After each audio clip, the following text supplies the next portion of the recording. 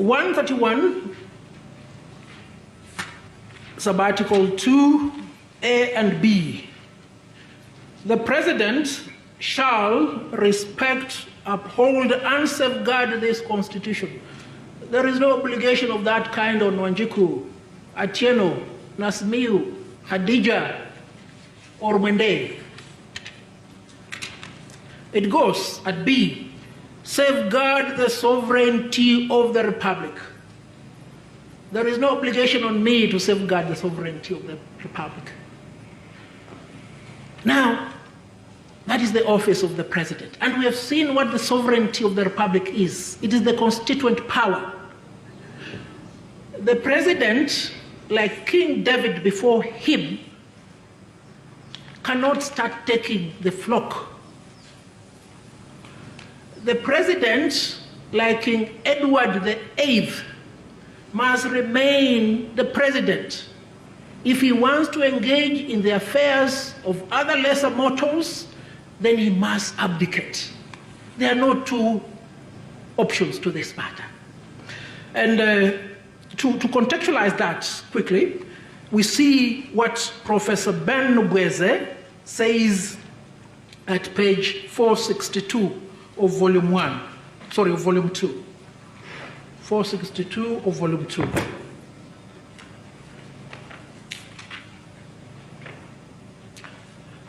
At page 462, writing about the extent and the reality of presidential power, Nobweze says the most striking feature of the presidency in Africa is its tremendous powers. Its formal powers exceed those of its American prototype, not in nature, but in extent. You now realize the lamentation of President Lyndon Johnson when they were having dinner with Princess Anne. And as he closes, this is what he says at page 483. The splendor, that is of the President, page 483, last paragraph. The splendor is indeed part of the social preeminence of African presidents, the splendor. Personifying the state, writes Arthur Lewis, they dress themselves up in uniforms, build themselves palaces, bring all other traffic to a standstill when they drive, hold fancy parades, and generally demand to be treated like Egyptian pharaohs. If Professor Nobweze and Arthur are lying, drive in the streets of Nairobi. The President is not a mere mortal, he is a superior mortal.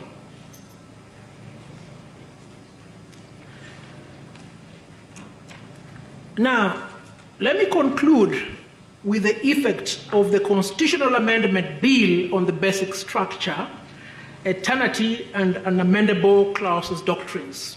Sorry, before you leave that, Mr.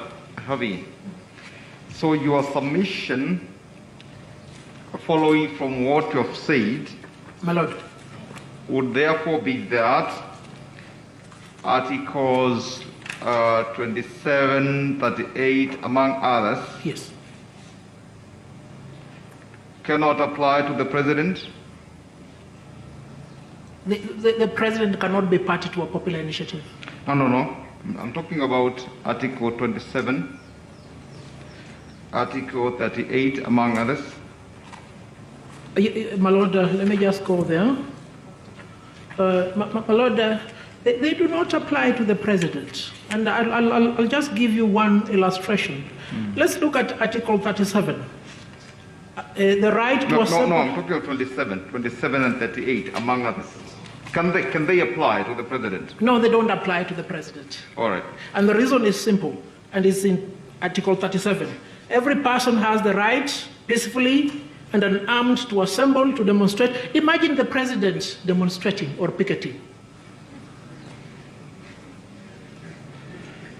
Supposing, Havi, My Lord, supposing the President is President on an independent, as an independent, I think that picture was presented here, and he has a parliament which is running rogue. Can he not make an appeal directly to the people go to the people who elected him and demonstrate in the streets of Nairobi against that parliament? A story is told today, I think it was told today by retired Justice Quach or Dr. John Khamenei, that when there was a threat of toppling President Jomo Kenyatta's government, one Chief Justice joined the crowds to demonstrate in the streets of Nairobi, and it was ridiculous. But, my Lord, to contextualize what you're talking about, there is this documentary series, The Designate Survivor, the predicament of an independently elected president in the United States. It is a predicament. It may arise, it may not arise, but the fundamental proposition is this: Kenya is a multi-party democracy. You stand as no ball chance in hell winning the presidency in Kenya as an independent. Supposing, because that was presented here, supposing Parliament doesn't listen to the President. Parliament has the majorities, and people in this country, people change, right? Yes, my Lord.